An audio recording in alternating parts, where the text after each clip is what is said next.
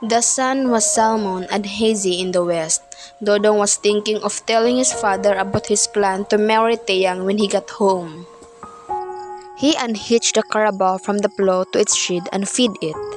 He was hesitant, but he wanted his father to know. Dodong finally decided to tell him, although his father might refuse. I will tell him. I will tell him. Dodong wanted to marry, however, he was only 17. He had pimples on his face and the down on his upper lip was already dark. He was growing into a man, no, he was already a man. Dodong stumbled upon a creek on his way home. As he was walking, he thought of Taeyang, his girl. She had a small brown face, small black eyes, and glossy hair. She was a dream girl to him. It was dusk when he reached home. His family had already set the table. They all sat on the ground and ate fish and rice. Dodong was still thinking about how he would tell his father. Dodong's mother went out to wash the dishes while his father remained in the room, sucking a deceased tooth. Dodong knew he had to tell him. I will marry Taeyang. I will marry Taeyang. His father looked at him silently and stopped sucking the broken tooth. The silence became more intense and cruel, and Dodong wished his father would just suck the troublesome tooth again. His father was just looking at him without saying anything. I will marry Taeyang. I will marry Taeyang. His father just kept gazing at him silently, and Dodong fidgeted on his seat. I asked her last night to marry me and she said yes. I want your permission. I want it. You are very young, Dodong. I'm 17. That's very young to get married at. I will marry Taeyang. Tell your mother, Dodong. You let me marry Taeyang. Son, if that is your wish, of course.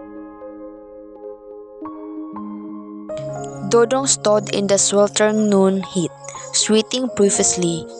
He was as still as a tree and his thoughts were confused. Taeyang was giving birth to their first child. Dodong was hearing Taeyang's screams that chilled his blood. He did not want her to scream like that. He figured that in a few moments, he would be a father. Father. Father. I would be a father. He was young. He realized now.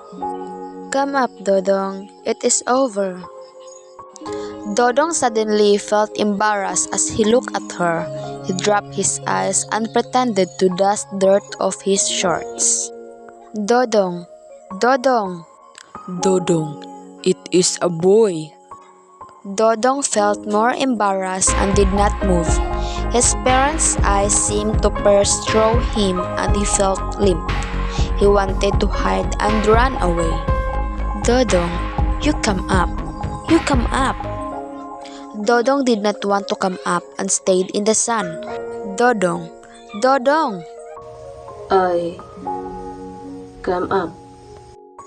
Taeyang was sound asleep on the papag when their black hair soft around her face. Dodong wanted to touch her, but he felt that feeling of embarrassment once again. He heard a thin voice and it pierced him cruelly. He was happy. You give him to me. You give him to me. Blas was not Dodong's only child. Many more children came.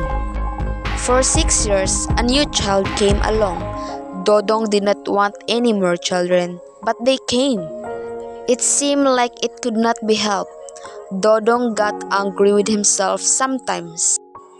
Taeyang did not complain, but the bearing of children told on her. She was shapeless and then, now, even if she was young. There was so much work to be done. Cooking, laundering, the house, the children. She cried sometimes, wishing she had not married, although she did not tell Dodong this, not wishing him to dislike her. One night, As Dodong led beside his wife, he rose and went out of the house. He stood in the moonlight, tired and querulous. He was wondering why life did not fulfill all of youth's dreams, why it was forsaken after love. Dodong would not find the answer. Maybe the question must not be answered. It must be so to make youth must be dreamfully sweet. Dodong returned to the house, humiliated by himself.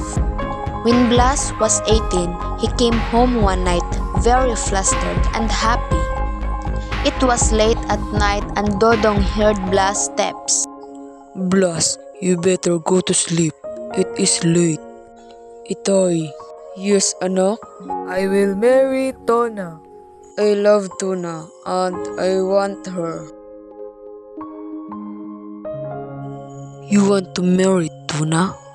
Have you already made up your mind? I will marry Tona. You have any objections, Itay? Son? None. Deep inside, Dodong didn't want Blas to marry at such a young age. However, he was helpless. He could not do anything. Youth must triumph. Now, love you must triumph. Now, afterwards, it will be life.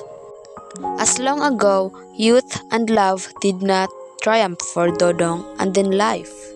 Dodong looked wistfully at his young son in the moonlight. He felt extremely sad and sorry for him.